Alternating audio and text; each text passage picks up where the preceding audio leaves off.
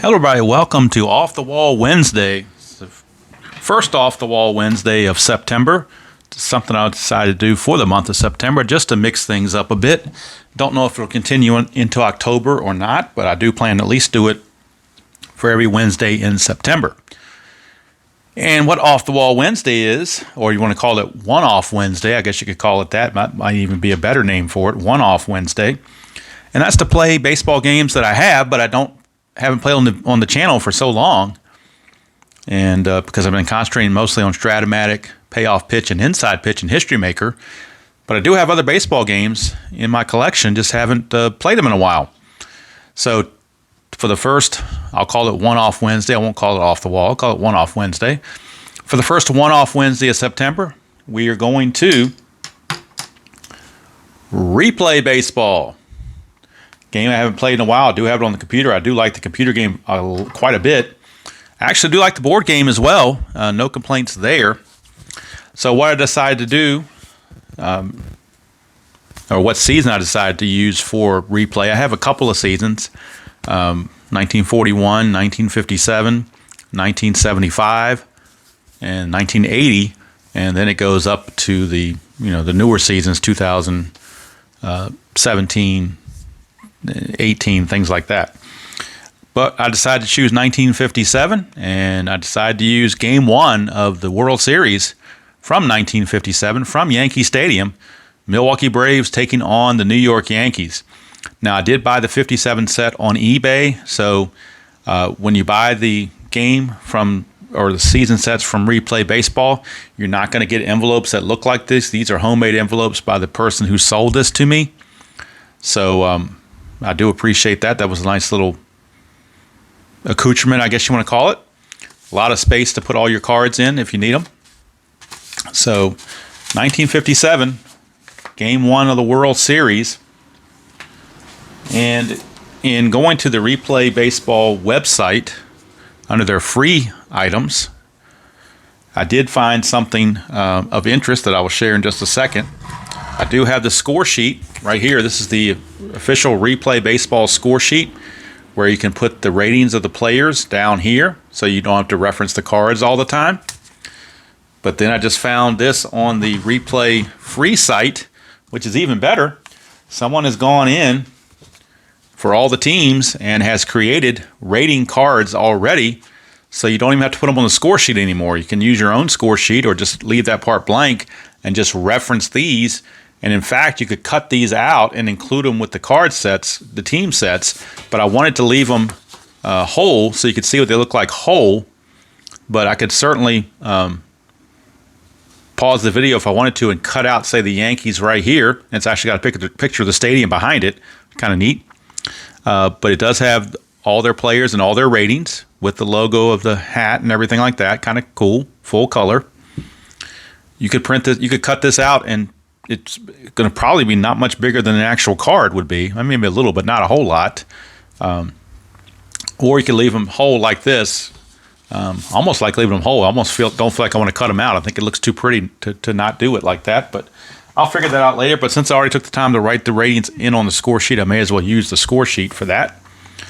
And we are at Yankee Stadium for this Game 1 of the 1957 World Series between the Milwaukee Braves and the New York Yankees. Let's look at the starting lineups, and I've got them over here, as I've liked to do here recently with some of these videos. The lineup, the bench, and the bullpens for both teams. You can see those there. Next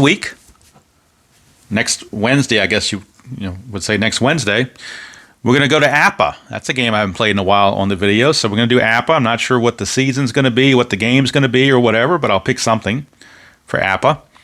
And then the third Off the Wall Wednesday, we'll do Pine Tar Baseball. It'll be something from 1982 because that's the only season I have. I'll pick a game from 1982 of some sort. Not sure what, if it's going to be a World Series game or some other game. But we'll do something for that in the third Wednesday.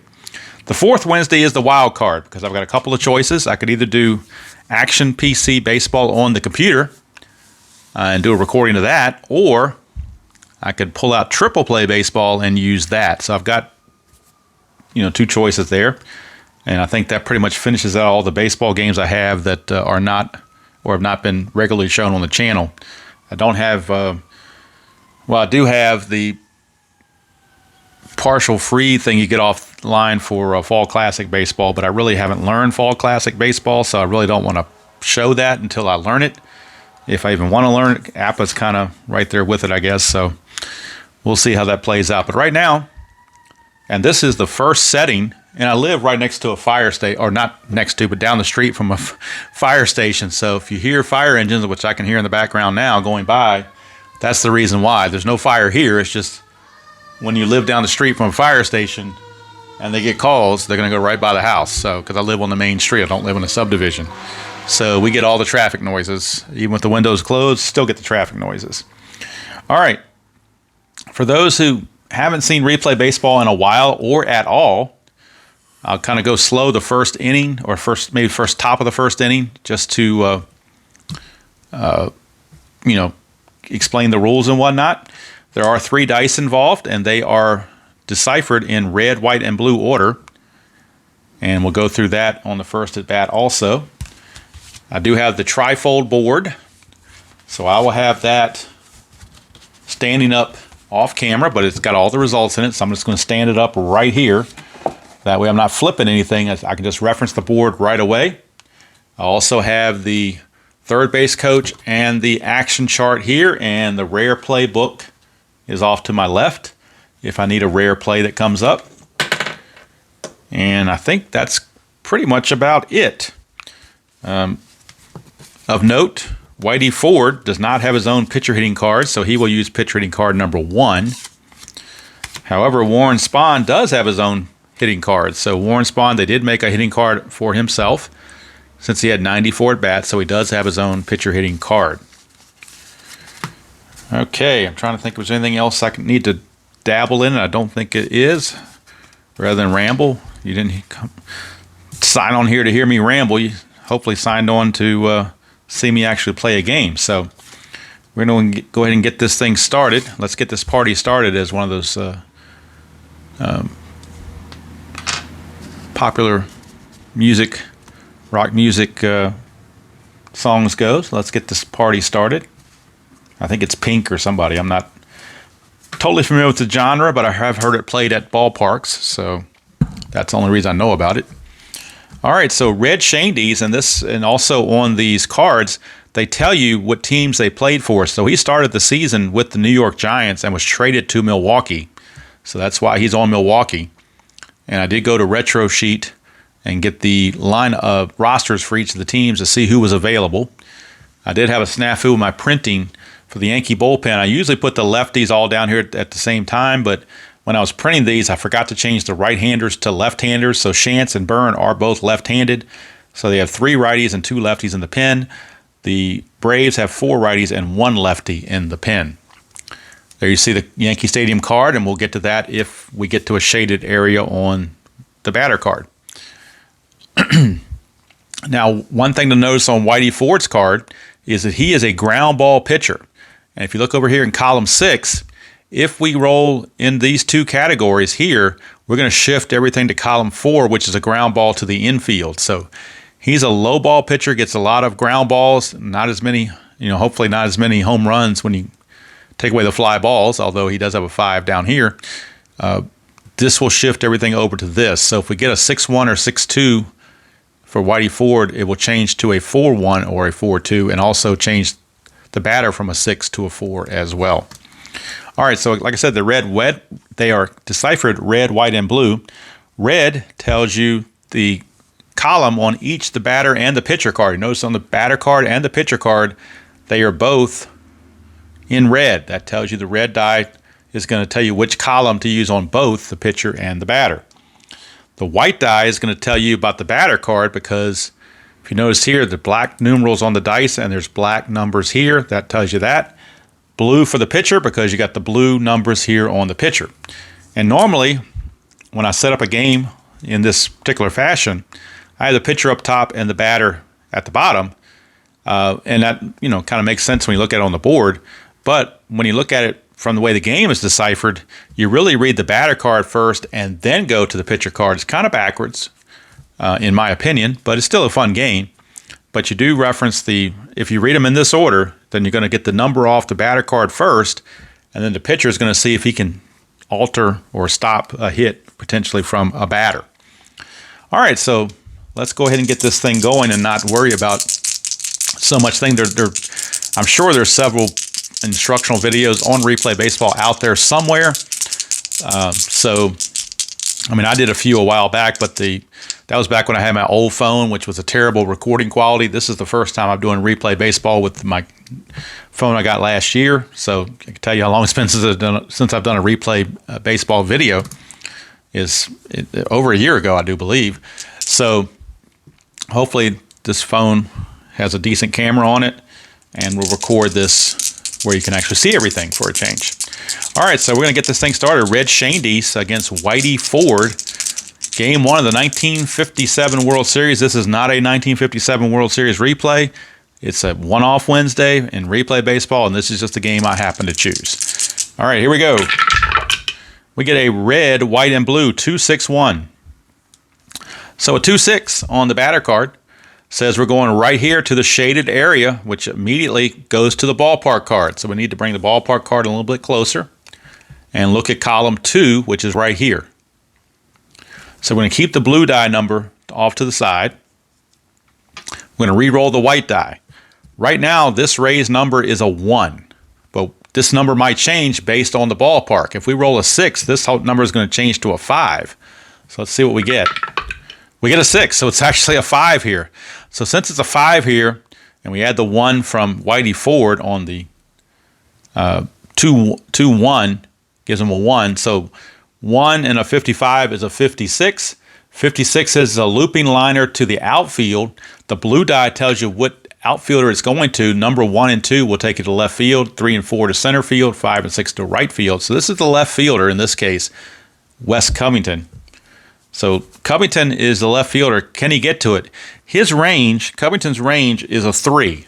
If his range exceeds this number, then he will make the catch. If it doesn't, it's going to drop in. Well, had it stayed a 1, he would have made the catch. But the ballpark, since we rolled a 6, is going to change that 1 to a 5, which means he cannot get to it. So since he can't get to it, the board says if the outfielder's defensive rating is higher than the Rays number, he makes the catch. If the outfielder's defensive rating is not higher than the Rays number, the ball drops in for a single. Runners advance 1 base, 2 bases if their speed is higher than the outfielder's arm or with 2 outs. Well, there's no base runners. The bases were empty the first at bat of the game, but Red Shandies just got himself a base hit because the ballpark, pretty much Yankee Stadium, pretty much helped him. Pretty much helped him at that point. And you know how wide and expansive Yankee Stadium was back in the day, and that's why it's reflected there. It means you're not going to be able to catch those balls that drop in like that because you're having to play kind of deep and cover a lot of ground. All right, that brings up the shortstop, Johnny Logan. We get a 6-5-1.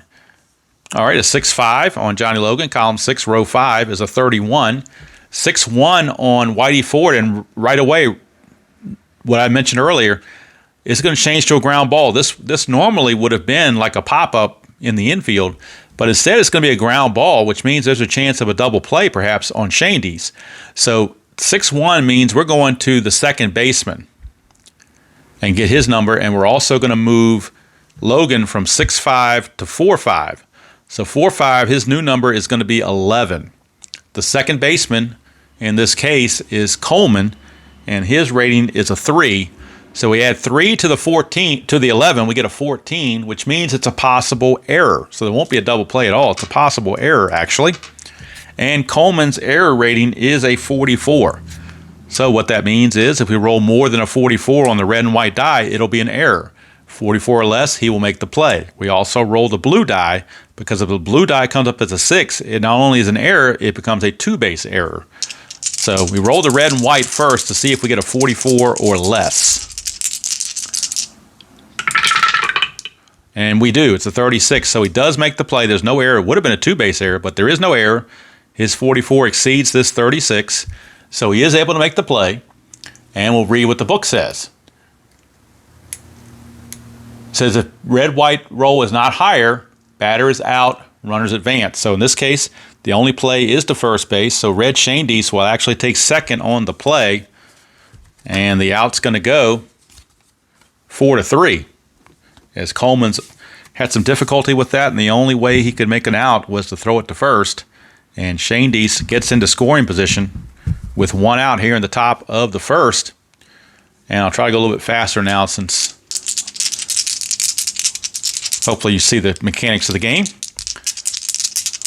But again, had he been a fly ball pitcher, had he not been a ground ball pitcher and this was just a regular number, that would have been a pop out and Shane Deese would have been staying at first base. But since it's he's a ground ball pitcher apparently, according to what they rated him, that's where that came into play. All right, so here is Eddie Matthews. It's a 3-4. 3-4 is a 30 for Matthews. 3-2 is a 2 for Whitey Ford. That is a total of 32. 32 in column 3 is a fly out to or line out to right field. And it says with less than 2 outs, any runner on third base may tag up and score, but it does not give it doesn't give anything to say a runner on second can go to thirds. So I'm going to play it as it's written. I'm not going to read anything into it. Not going to homebrew anything. I'm just going to say it's a line out to right, and Shane Deese has to hold at second base. That'll bring up some guy named Hank Aaron.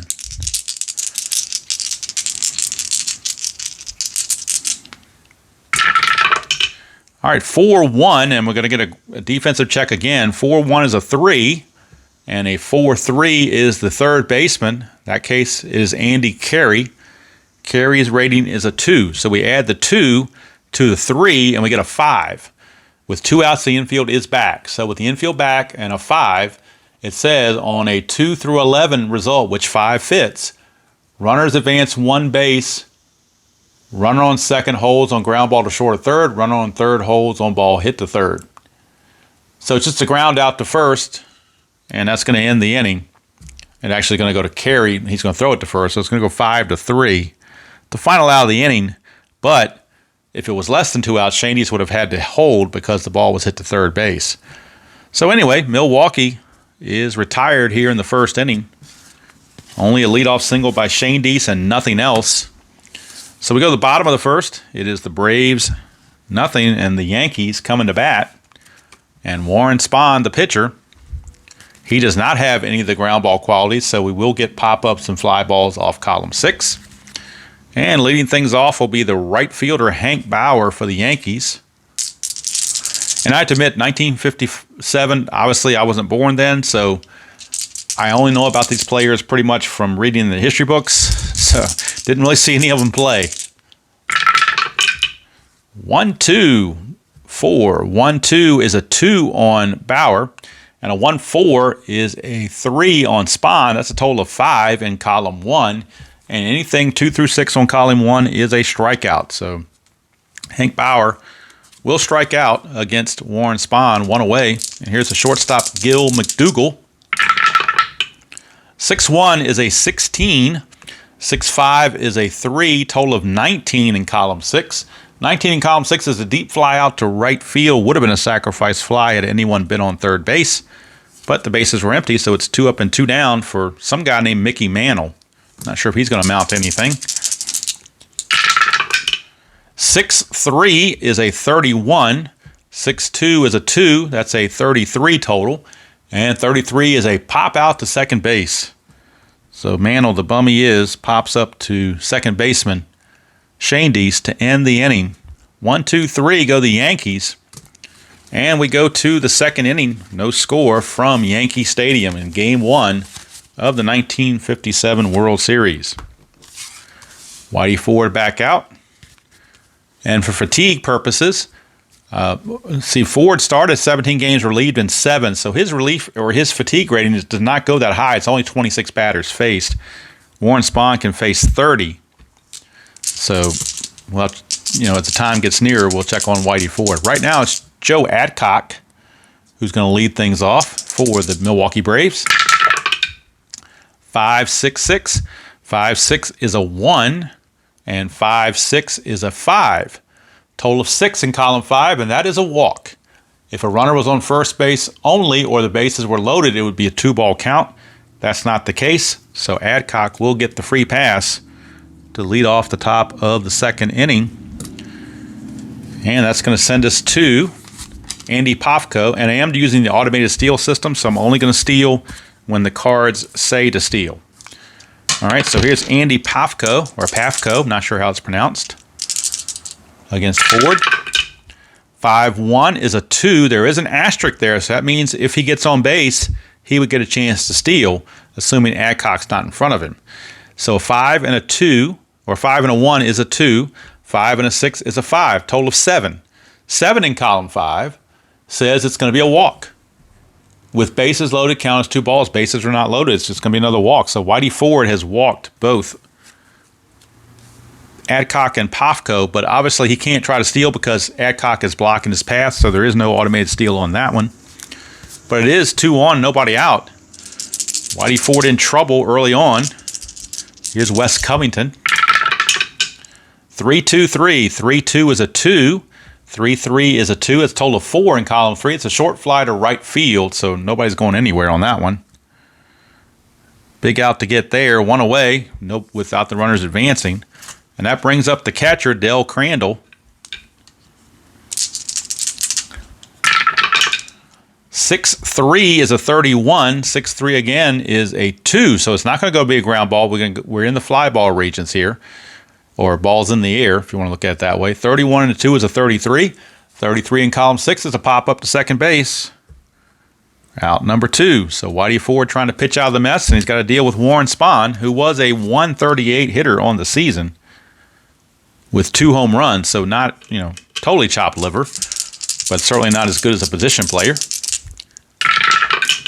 4-3 is a 1, and a 4-2 is a second baseman. Second baseman again is Coleman. He's a 3.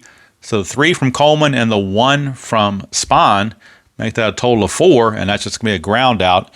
And since there were already 2 outs, that would have been a double play had there been runners on base, but or had there been less than 2 outs rather. But since it's the third out, Coleman's just going to throw to first on a 4-3 ground out to end the inning. So Whitey Ford pitches around trouble. We go to the bottom of the second. No score from the stadium, as it's called. Don't even say Yankee Stadium. You say the stadium. People know what you're talking about. Or at least diehard baseball fans know what you're talking about when you say the stadium. All right, here's Bill Scourin. Scourin, first baseman, against Spahn. 4-1 is a 1.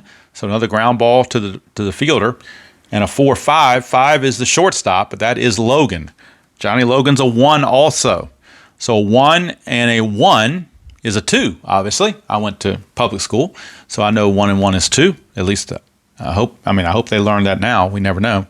1 and 1 is 2, which is a simple ground ball to the shortstop Logan. 1 away. And that'll bring up Yogi Berra and all his Yogi-isms.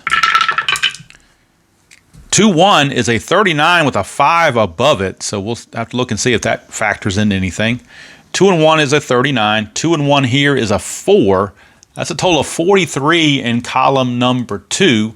43 in column number 2. When you get to the 22 through 55 range in column 2, you start to hit injury checks. So I think I'm going to, for this game, I'm going to ignore injuries and just play it out. So what it says here, when you get the total of 44, it says ground out pitcher to first. He would have been injured for the game. Now the 5's not going to matter, I don't believe. Let's see if the batter if the batter's result at 2-1 has a raised number beside it and he faces a game's missed assessment, roll 1 die. If the die is higher than the raised number, disregard any games missed. Okay, so we'd roll it. If we were playing injury, we'd still roll a die, and if we didn't get a 6, he would not be injured. So since the 5 beat the 4, he actually would avoid the injury on that. Even if I was playing injuries, he would not have been injured. So that's one of those things I didn't get to see very often. But either way, he grounds it back to Warren Spahn for out number 2. Just keep things simple. And here's Andy Carey. 3-5. 3-5 is a 3, and it's in the shaded area, so we're going to Yankee Stadium and looking in the column 3 result here to see if that number changes. Keep the 2 for Warren Spahn. because 3-2 is a 1. We know that's the number we need to keep hold of is a 1, but we're going to add something to the 1. It's either going to be a 3 or something higher, or maybe even lower. Who knows? So we're going to roll over here on column 3 and see what we get. We get a 4. So by the die roll of 4, that relates to a 3, so that number actually does not change at all. It stays a 3. Add the 1 from Spahn makes it a 4, and that's just a short fly to right field to end the inning. Had that number changed to, say, a 5, then that would have changed the results completely to a hit. So that's where the ballpark can come into play, but in this particular case, didn't help him enough, and the inning is over. 2 innings in the books, no score from the stadium. And we're back to the top of the order, and Red Shane Deese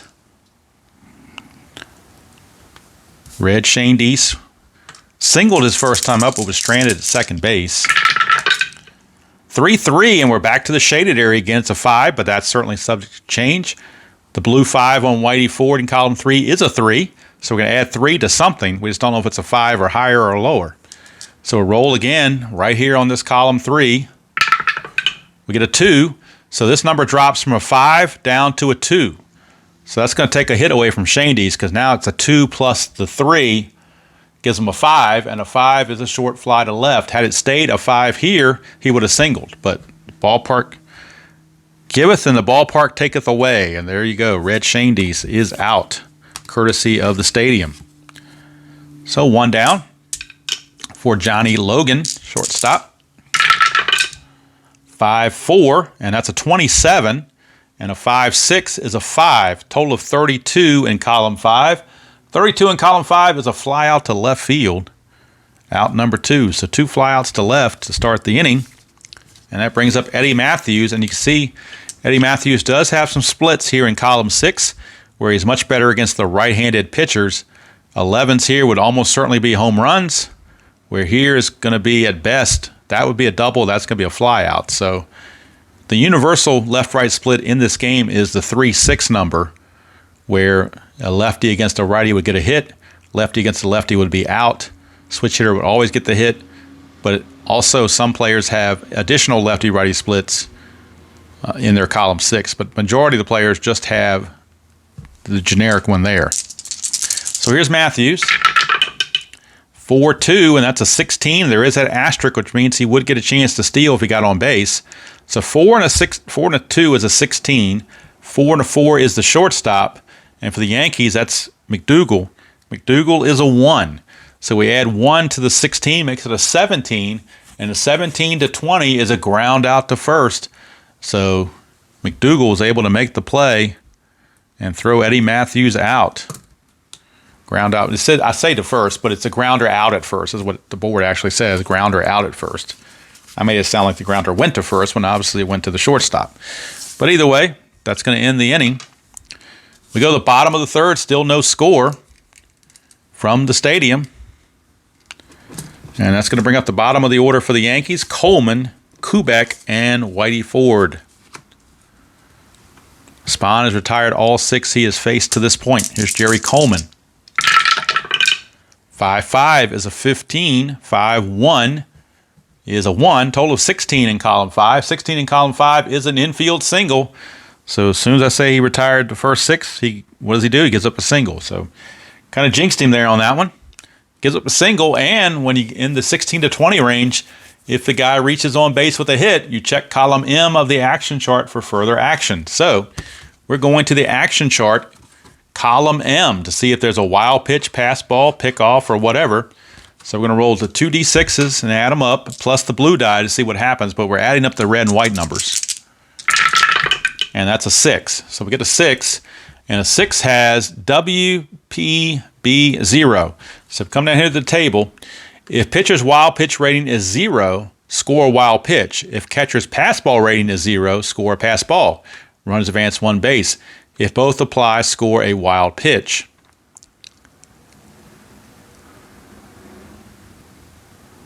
Okay, so if his wild pitch rating is 0, it's a wild pitch. If the pass ball rating is 0, it's a pass ball. And if both apply, you turn it to a wild pitch. All right, so let's look at the numbers. Warren Spahn's wild pitch rating is a 5, so obviously not a 0. And let's see, what's the other one say? Catcher pass ball rating. Catcher pass ball rating for Crandall is a 4, I do believe. Yes, it is. So he's a 4 on the pass ball rating, so the zeros don't apply at all. But we did have a 4 here, so let's see what the 4 number says. But I think as long as it's not a 0, it's not going to be anything. So we're not going to have any result on that at all. Only if one or the other had been 0. So Jerry Coleman reaches with an infield single. Start the bottom of the third, and here's Tony Kubek. 5-2 is a 27. 5-2 is a 1 for a 28, and that's a fly to right, 1 down. And of course, Coleman will hold at first base. Now, using pitch hitting card number 1 is Whitey Ford. Now, would you bunt here? Normally, you think you'd bunt in this situation. So let's look at the bunt rating on Whitey Ford. If we want to bunt. I'm trying to remember in this game. It's been a while since I played it, obviously. I'm trying to remember if you can bunt on your own or whether the thing tells you to bunt. I'm assuming you ought to be able to bunt on your own. So I'm going to go to the rule book here in the back, my little book that I have, and look up bunt ratings or bunt chances or whatever you want to call it. So let me make sure I can find it.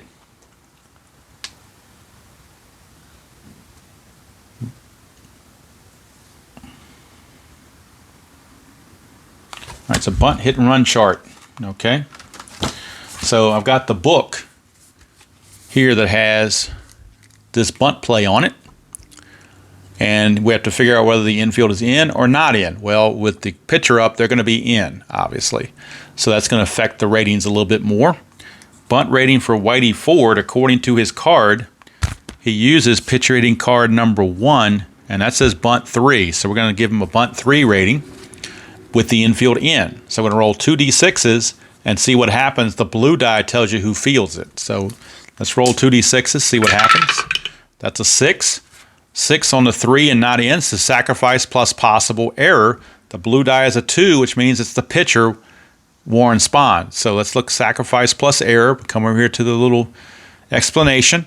It says roll against fielder's error rating. If higher, batter is safe on the error and runners advance 1 base. If not higher, fielder recovers to retire the batter on a sacrifice bunt. All right. Well, Warren Spahn has a 66 defensive rating, which is the best you can have. You can't roll anything higher than that on 2 D6s, so he does not make an error on that, but the bunt will be successful.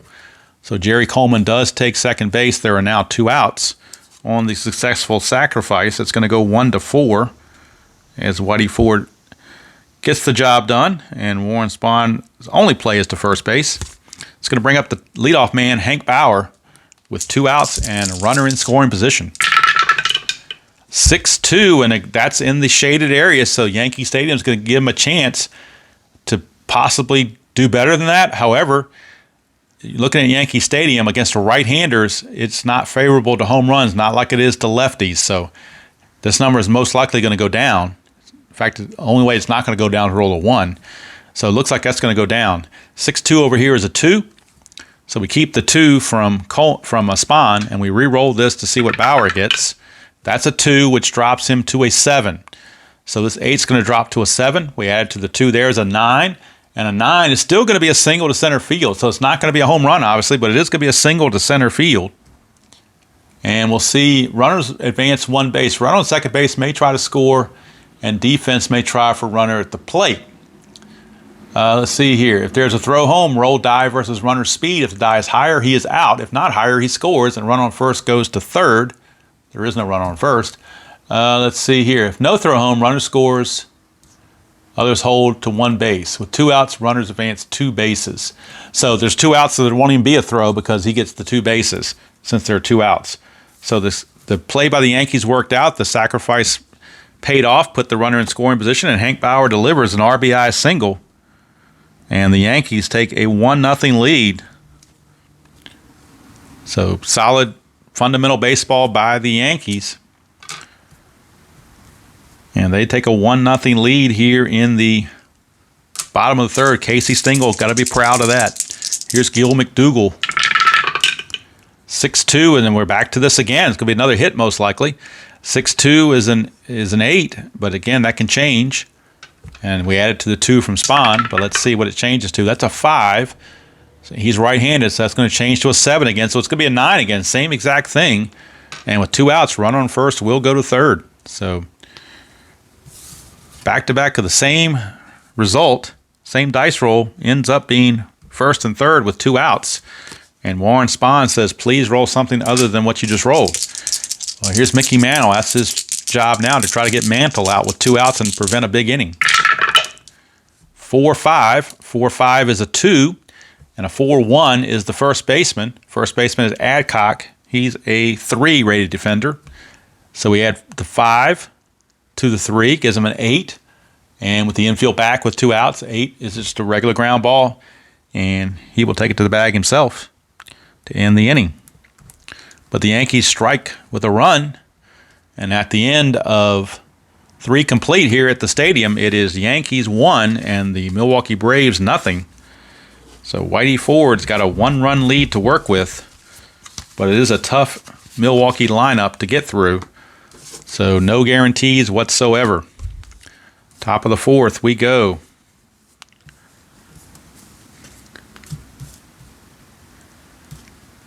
And it will be some guy named Hank Aaron. It's going to lead us off. Ground to third his first time up. 2-4, and 2-4 is an 11. And 2-2 is a 1.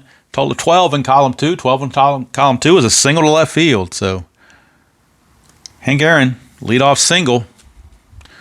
But again, there's no star here, so no stolen base possibilities. Of course, he only stole 1 base all year, so doubtful he was much of a runner.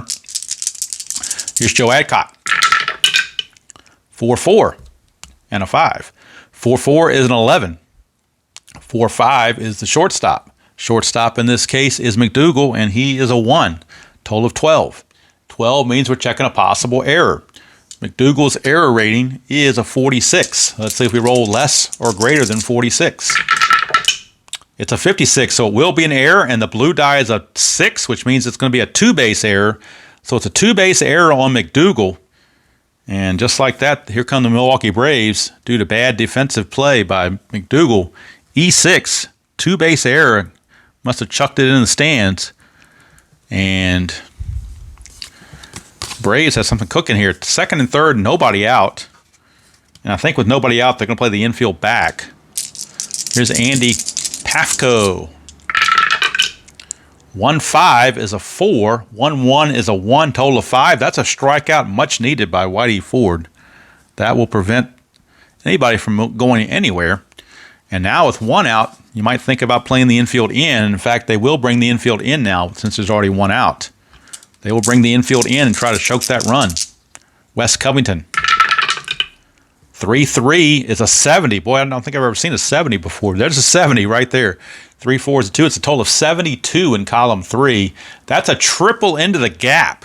Wes Covington just triples. And it doesn't matter how the infield is playing. That is a triple from Wes Covington. And the Milwaukee Braves take a 2-1 lead. 2-1 lead. Anything 72 to 75 is a triple, and that came up as a 70. That came up as a 70. Where did it go? 3, 4, 72. Certainly did. In fact, had he had a 1 here instead of a 2, that would have been just a pop out to first. But that's how one number can make that much of a difference in this game. One rating number. So infield continues to stay in, obviously. 2-1 game now. Yankees don't want to give anything else up.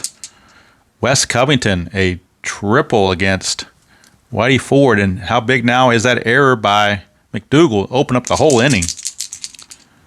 And Del Crandall, the batter. 1-6 is a 45. And a 1-6 is a 2 for a total of 47 in column 1. 47 in column 1 is a strikeout, or if there was a runner on first, it'd be a comebacker to the pitcher for a double play. There isn't a runner on first, so it's just going to be a strikeout, and it's a huge one too. Is now they're 2 away, and all he's got to do now is get Warren Spahn to get out of the inning. Try to limit the damage to 2 runs. 4 to Spahn, 3-5, that's a 30. 3-6 is a 4, total of 34 in column 3, and that's a double to right field. The fact that he had that 4 there that gave up the double, had he had a 3, or had we rolled a 5 here to make it a 3, then that would have changed the total number all the way around to a 33 for a line out. But in this case, it's a double for Warren Spahn. He will get an RBI double. And the Milwaukee Braves take a 3-1 lead now. How about that? Warren Spahn helping his own cause with a big double. And Whitey Ford can't get out of the inning. All these runs are unearned. Well, the first 2 are not unearned. Well, one of the first 2 is unearned, so 2 of the 3 runs are unearned. I think unofficially, 2 of the first 3 are unearned. So here's Red Shandies as Ford tries to regroup. 1-4, he might do it this time. 1-4 is a 35. 1-2 is a 1, total of 36. And that is a grounder to third to end the inning. Andy Carey throws to first to finally get out of the inning, but not before the Milwaukee Braves put 3 runs on the board against the Yankees. And we go to the bottom of the 4th. It is, all of a sudden, Milwaukee 3 and the Yankees 1. Yankees with their work cut out for them to catch up against the great Warren Spahn. And here comes Bill Scourin to give it a go. 3-3-3. How about that? 3-3 is a 14. 3-3 is a 1. Total of 15. 15 in column 3 is a line out to second. 1 away. And to show you the difference in one number, had we gotten a 2 out of that, that would have been a triple. But since it's a 1, it came just as a simple line out. So these little ratings, one number can make a huge difference in the pitcher card. Here's Yogi Berra. 4-3, that's a 1. 4-1 is the first baseman Adcock, who is a 3. Total of 4, and that's an easy ground ball to Adcock to make it out number 2. So Yogi 0 for 2 with 2 weak ground balls. And that brings up Andy Carey. 3-4, that's a, boy, he just missed that 70 again, which would have been a possible triple. 3-4 is a 19. 3-3 is a 1. That's a total of 20 in column 3. 20 in column 3 is a fly to right field, and that's going to end the inning. So 1-2-3 inning, down go the Yankees. And Warren Spahn comes back with a shutdown inning in the bottom of the 4th. That's exactly what you want when you score runs. You want to shut the other team down and not let them get any momentum on their side. Whitey Ford back out now will face Johnny Logan to lead things off here in the top of the 5th from Yankee Stadium. So 1-4, and that's a 35. 1-4 again is a 1, total of 36. Ground ball to third. So Andy Carey throws Logan out, 1 away. For Eddie Matthews. 3-4 for Matthews is a 30. 3-6 is a 4. That's a total of 34, and that's going to be a double to right field. Again, that 4 number really hurt him because we got the blue 6. Instead of being up here, we're down here, which caused it to be a double instead of a line out. So Eddie Matthews, 1-out double for Eddie Matthews, and the Braves trying to add to that lead. And the Yankee bullpen might start to see some activity very shortly as some guy named Hank Aaron's coming to bat.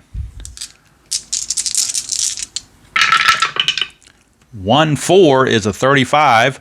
1-5 is a 1, total of 36. Ground ball to third, but it says with the infield back, the runners do advance. So it's one of those cases where Matthews could advance to third base even though it was hit to third. Since they were playing the infield back, that's what the chart says. So there's 2 down, and that brings up Joe Adcock, and Whitey Ford definitely has to get out of this without any more damage. Can't afford another run to give up. 5-2. 5-2 is a 32. 5-1 is a 2, total of 34. And 34 is a strikeout in column number 5, and that's going to end the inning. So Ford pitches around the mess, keeps it a 3-1 game, and strands Eddie Matthews at third base. We go to the bottom of the fifth, still 3-1 in favor of the Braves. And we're looking at Jerry Coleman to lead things off. It's going to be Coleman, Kubek, and Ford. Don't know if we'd want to... Let's see. Ford has faced 23 batters. He can face 26. So I think they're looking to pinch hit for Whitey Ford, most likely. And we'll have to see who they got in the bullpen. Right now, it's going to be Coleman to lead off. 3-4 is a 1. 3-1 is a 1. Total of 2 in column number 3. And that's a tapper right back to the mound for an easy play. One away. About as easy as it gets. Here's Tony Kubek. 5-5, and that is a 15. 5-1 is a 1. Total of 16. And that's going to be an infield single, and it's going to go to the action chart. So Tony Kubek gets the 1-out single, and we're going right back to the action chart to check for a possible pass ball, wild pitch, whatever it is. Action chart number letter M. So we roll and see what we get. We get a 7 on the 2 red dice, and 7 says just a plain wild pitch this time. And it says if blue die is higher than wild pitch rating, all runners advance. That's a 5. The wild pitch rating on Spahn is a 5. It's not higher, it's the same. So no wild pitch, as Crandall was able to block it. So Kubek is aboard with 1 out, and that's going to be it for Whitey Ford. They're going to go ahead and make the move to a pinch hitter and a new pitcher.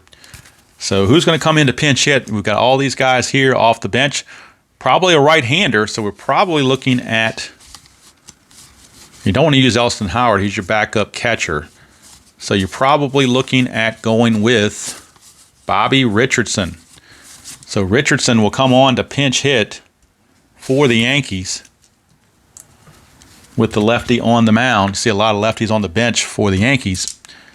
So Bobby Richardson will pinch hit for Ford. See if he can get something going and move Kubek along.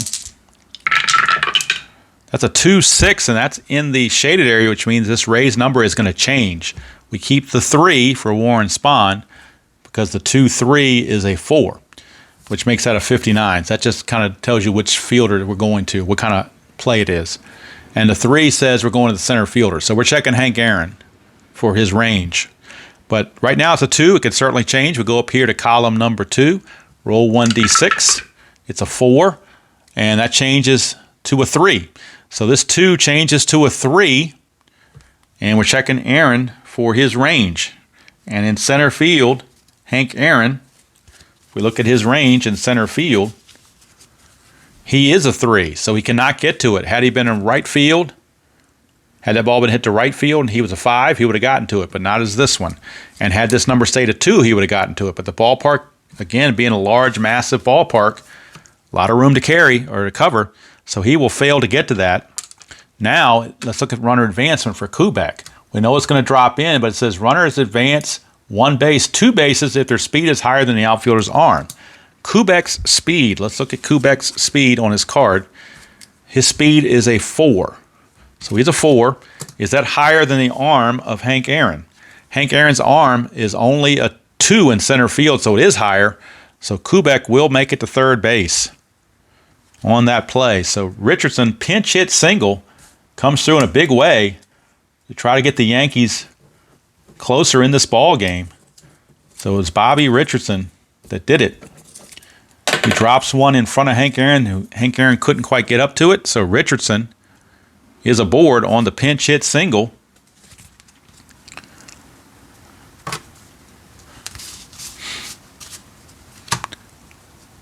And now, back to the top of the order for Hank Bauer. Runners at the corners with 1 out. Infield is going to play halfway for the double play if they can get it. But Richardson trying to get the Yankee fans stirred up. Here's Bauer. 3-4. That is a 30. 3-5 is a 2. Total of 32. And that is a line out to right field. For out number 2, let's check about advancement of runners. Line out to right field with less than 2 outs, anywhere on third base may tag up and try to score. Check the third base coach. All right, so we're going to our third base coach for the first time. And we're checking about Kubek. So let's compare Kubek's speed to the outfield arm, and we get a number. Speed minus arm. That's what this chart says, speed minus arm. The ball was hit. It was a, let's see here, 3-5 with a 2 and a 3-4. That's a 32, so it was hit to right field, which is, for the Braves, Pafko. Andy Pafko's arm in right field is a 2. So that's what we're going by, 2. And then the speed of Kubek, I believe, was a 4. Yep, 4. So it's a 4 minus 2 is a total of plus 2. So we're here in the third base coach plus 2 arm. The only way he's going to be out is if we roll a 12. Every other place it gets an extra base. One of them has extra base plus, and one has an extra base possible error. So let's see if the only way he's going to be out is roll a 12. That's the only way. And we didn't. It's a 10. So 10 just simply means he gets the extra base, so he will come in to score. So Kubek will come in to score on the sacrifice fly from Mr. Hank Bauer. So the sacrifice fly, instead of a fly to right, it's actually a sacrifice fly to right. Yankees cut into that lead. It's now 3-2 with 2 outs. And Gil McDougall, the batter. Richardson still on first base. Here's McDougall. 4-6 is a 16. 4-5 is the shortstop, Johnny Logan. He is a 1, total of 17. And with the infield back with 2 outs, the 17 is simply a grounder with the out at first base. So Logan will throw to first to get the out to end the inning. But the Yankees cut into the lead, knock it to a 3-2 ball game. And we got a good one going here at the stadium. Through 5 innings, it is 3-2 Brewers. I knew I was going to say Brewers. 3-2 Braves. I knew it was going to happen. I just didn't know when, and it just happened. All right, so we need a new pitcher for the Yankees, obviously, since they pinch hit for Mr. Whitey Ford. So we look at their bullpen. We got 2 lefties and 3 righties. Coming up for the Milwaukee Braves, we have Pafko, Covington, and Crandall, which is righty-lefty-righty. So I guess you may as well go with a right-hander in this case. So they're going to go with... Who do they want to go with here? They're going to go to Johnny Cucks. Johnny Cucks will be coming on for the Yankees. Right-hander. Whitey Ford's going to go 5, and he is on the hook for the loss, unless the Yankees can tie the game. So Johnny Cucks will be the new pitcher here in the top of the 6th, and he's going to be facing Andy Pafko. Start things off. 4-2-5. 4-2 is a 3. 4-5 is a shortstop. That's McDougall. McDougall is a 1. So we got a 1, and then we also add that to the total number of 3 for a total of 4, which is an easy ground out. So this time, McDougall does not boot it. He makes the play. 1 down for Wes Covington, who had that big triple his last time up. 1-1 is a 10, and a 1-2 is a 3. Total of 13. That's a single up the middle. So Wes Covington gets himself another hit. He's now 2 for 3 in the ball game, single and a triple. And that'll bring up Del Crandall, catcher. 6-2 is an 8, but that can change with the ballpark card. 6-6, again, Cucks is a ground ball pitcher, but the 6 is going to take us down here to a 5. That's danger of a home run right here. 8 plus a 5 would be a 13, which would be a home run, but the 8 can change based on the numbers here. So we're going to roll 1d6 and see what happens. We know we keep the 5 from Cucks. We get a 4. 4 means for the right-handed batter, that changes to a 7. So the 8 changes to a 7. The 7 plus the 5 is a total of 12. 12 is a home run, except there is one exception to that, and I'll show it real quick on the chart. When we get the chart, when we get a home run possibility on 11 or a 12, we re-roll 1d6. If it's a 1, then it turns to a single. Anything else, 2 through 6, the home run will stand. So we roll 1d6, and unless this is a 1, this is a goner. It's gone. Dale Crandall, kaboom, a 2-run home run.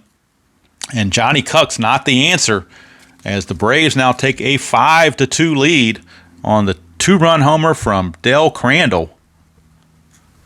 He just launched that one. And Milwaukee, trying to pull away from the Yankees, is now 5-2. Warren Spahn, the batter. 2-2 for Spahn is a 55. 2-1 is a 3. 58 in column 2. 58 in column 2 is a looping drive to the outfield. A looping drive to the outfield. And we need to check the blue die is a 1, which means it's a left fielder.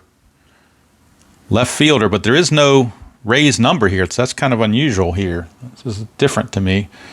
Or did I misread something? 2-2. No, there is a raised number. It's a 1. The raised number is a 1. It's not an orange, so this number cannot change. So basically, we just need the outfielder just needs to have a range of 2 or better to make the catch. And the outfielder in this case is the left fielder. And for the Yankees, that left fielder is Tony Kubek. Tony Kubek's range in left field, his range in left field is a 3, so that's obviously enough to make the catch. So Tony Kubek will make that running catch on the Warren Spahn play. So there's 2 away. Flip the order over to Shandy's. 1-4, and that's a 35. 1-1 is a 3, is a total of 38, and that's going to be a ground ball to third. Carey will make the play, and the inning's over. But damage done. 2-run home run from Dale Crandall. And the Milwaukee Braves now take a 5-2 lead on the Yankees. And they have given that lead to Warren Spahn. And if the Yankees are going to do something, this is the part of the order to do it. You got Mantle, Scourin, and Berra. That's a 3-5, and that's in the shaded area, so that can change. 3-3, so we know 3-3 is a 1 on Warren Spahn, so we keep that number. See what this number changes to in column 3. We roll a 3, so it changes to a 2. So it drops from a 3 to a 2. Add to the 1s, a total of 3 in column 3. And that's just a dribbler to the catcher. Very weak from Mantle. Barely got a piece of it. And Crandall easily throws him out. 1 down for Bill Scourin. 2-1 is a 37. 2-1 again. I'm sorry, 2-2 is a 4. That's a total of 41 in column 2. And that's a ground ball to short. We would be doing a check for an injury, but as I said, we're not playing injuries. It's just simply a ground ball to Logan. 2 up and 2 down for Mr. Yogi Berra. 3-3 is a 5.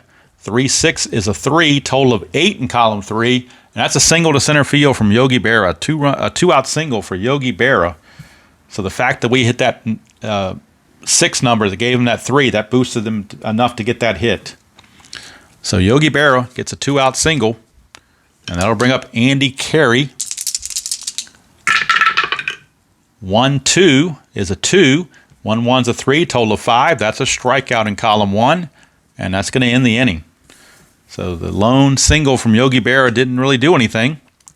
We go to the 7th, and we are looking at a 5-2 Milwaukee Braves lead. Johnny Cucks is going to come back out. He's set to bat third next inning, so they want to get him through this inning if possible. Johnny Logan will lead it off for the Milwaukee Braves. 1-3 is a 2. 1-2 is a 3, total of 5, and anything less than 6 or 6 or less in column 1 is a strikeout. So Johnny Logan is gone. Here's Eddie Matthews. He had a double his last time up.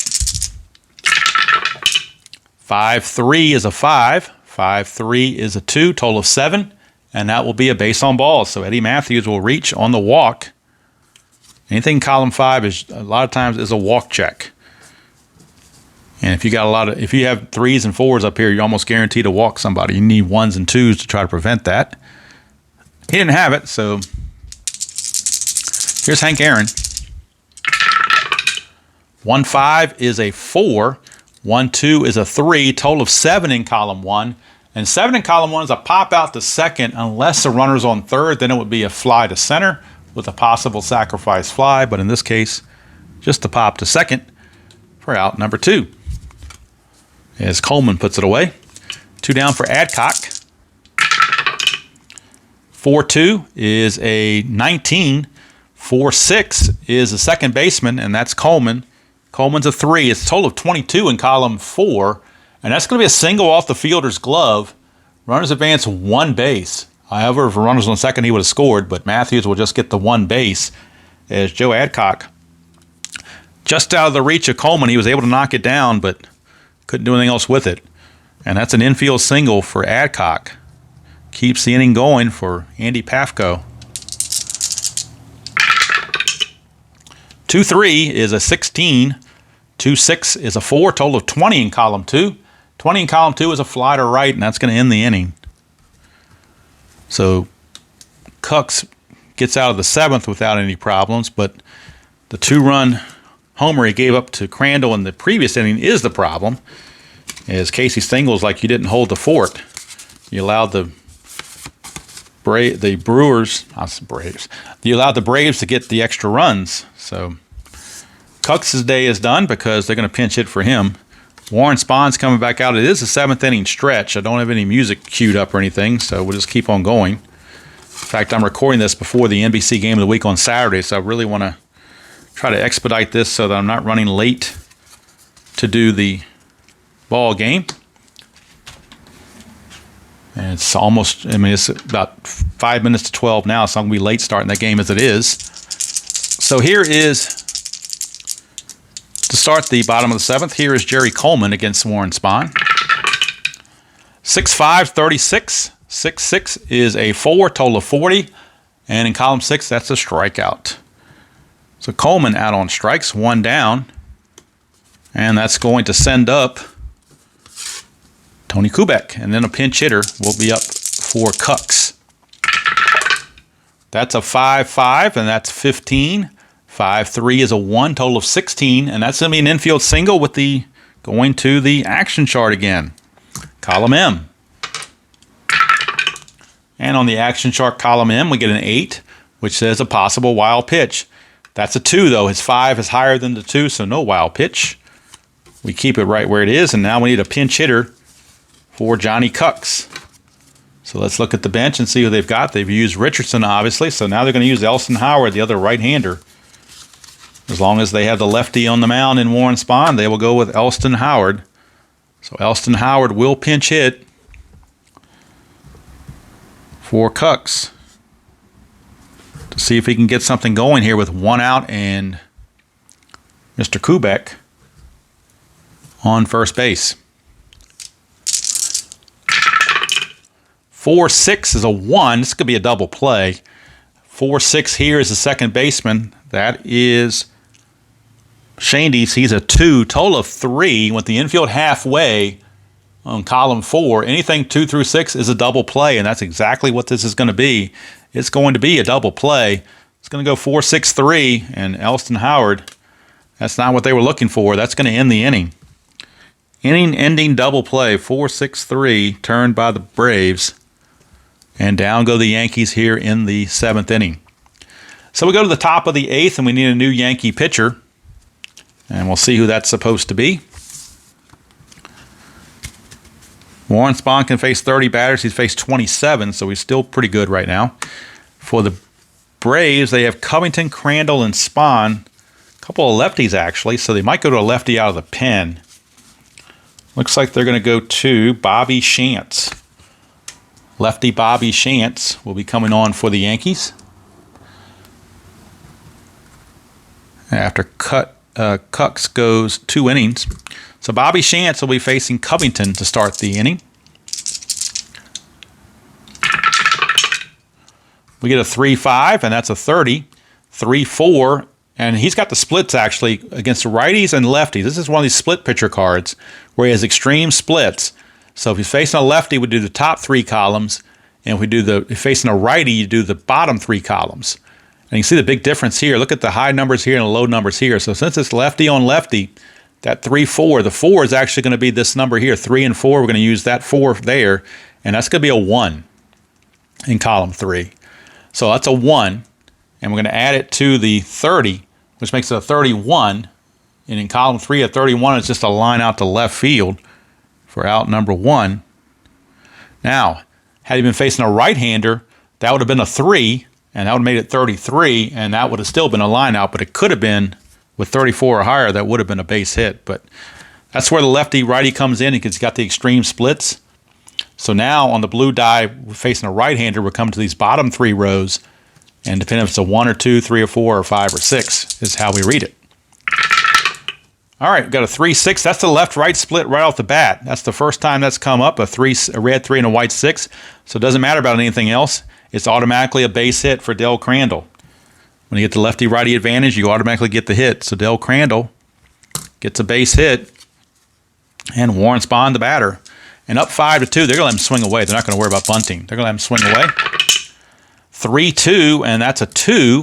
And then 3-4, again, we're up here in the 1. We're not down here to the 3. He's facing a lefty, so that's a 1. So we get a 1 and a 2, total of 3 in column 3. And that's a dribbler to the catcher. Batter out at first, lead runner advances. A lead runner holds, rather, unless forced. Well, he is forced, so he will have to move up. But Spahn is out for out number 2. It's going to go 2-3, and Crandall will take second base. With 2 outs, and then top of the order, Red Shandies. He's a switch hitter, so obviously batting right-handed. 2-6, that's a 55 with a raised number, and that is a 5. So against right-handers, the 2 and the 5 is actually going to be a 5, where it would have been a 2 and a 2 right here. It would have been a 2 here instead of a 5. But it is a 5, so that makes it a 60, which really doesn't make that much difference in this case. The 5 being a blue is going to be the right fielder. So in this case, the right fielder for the Yankees is Hank Bauer. And we're checking his range. He is a 3. So he could get to this unless this number changes. It's in orange, so it's likely to change in column 2. We roll 1d6 and see what happens. It's a 4, which changes this number to a 3. So that number goes from a 1 to a 3. Hank Bauer is a 3, so he can't get it because you got to exceed that number, not match it. So that's going to drop in for a base hit. It will drop in for a base hit, and it says, with 2 outs, the runner advances 2 bases. So Crandall will score on the single from Red Shandies as the right fielder, Hank Bauer, unable to get to it. And just like that, it is now 6-2 Braves. Almost said Brewers again. And here's Johnny Logan. 2-3, and that's a 2. 2-2, and that is a 4. Total of 6 is still going to be a strikeout to end the inning. But damage done, base hit, big one by Red Shandies. Makes it a 6-2 ball game as we go to the bottom of the 8th. And it's the top of the order for the Yankees. It'll be Hank Bauer, McDougal, and Mantle against Warren Spahn. Bullpen activity for the Milwaukee Braves as Ernie Johnson is loosening, the right-hander. Here's Bauer to lead off.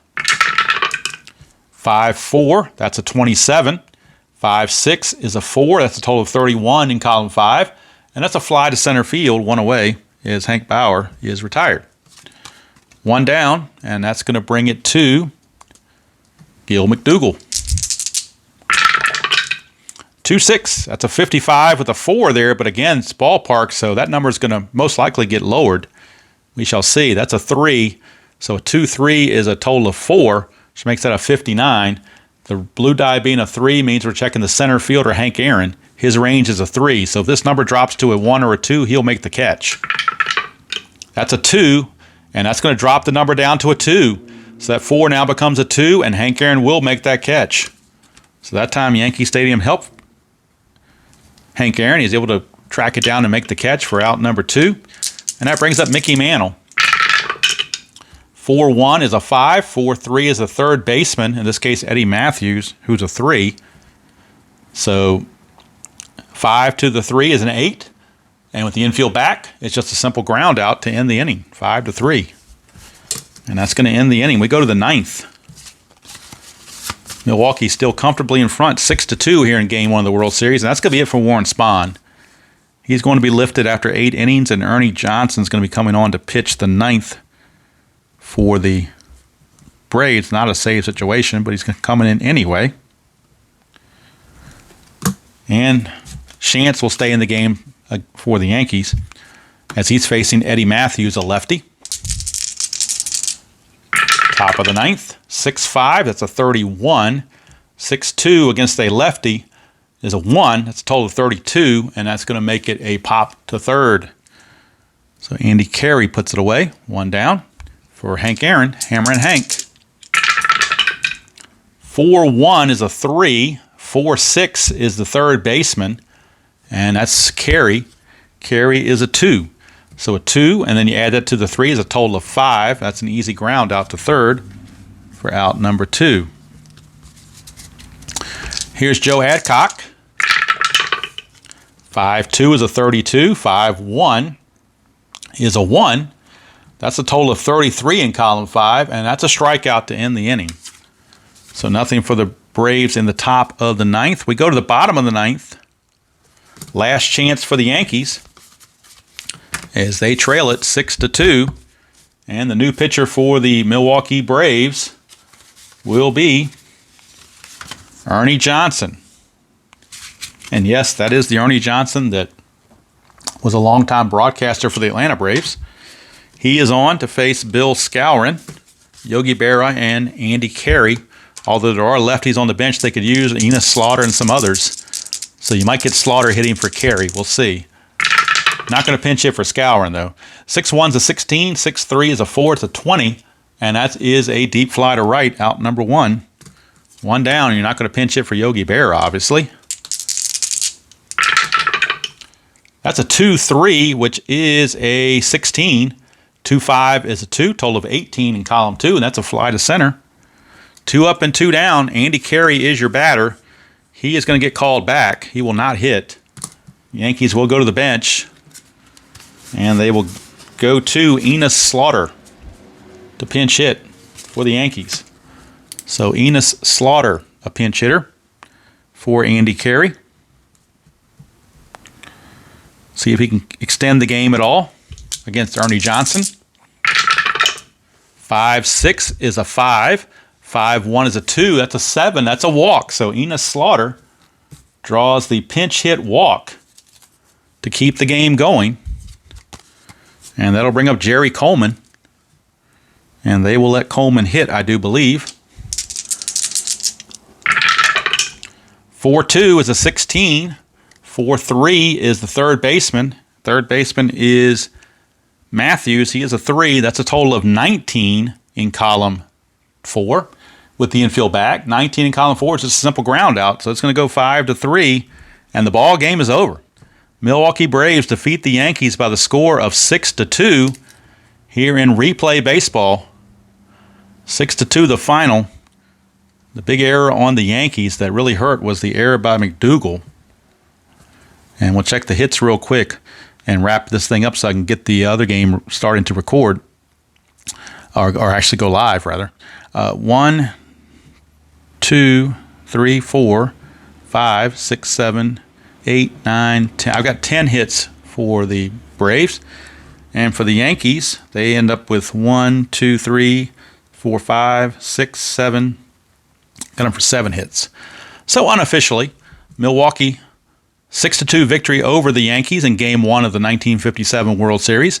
For the Brewers, 6 runs. I said it again, Brewers. For the Braves, 6 runs, 10 hits, no errors. And for the Yankees, 2 runs, 7 hits, and 1 error. Winning pitcher was Warren Spahn. Losing pitcher was Whitey Ford. So hope you enjoyed that presentation here on One Off Wednesday with Replay Baseball. And I hope you enjoy playing whatever game you choose to play in the hobby, however you choose to play it. And as usual, I will see you all down the road.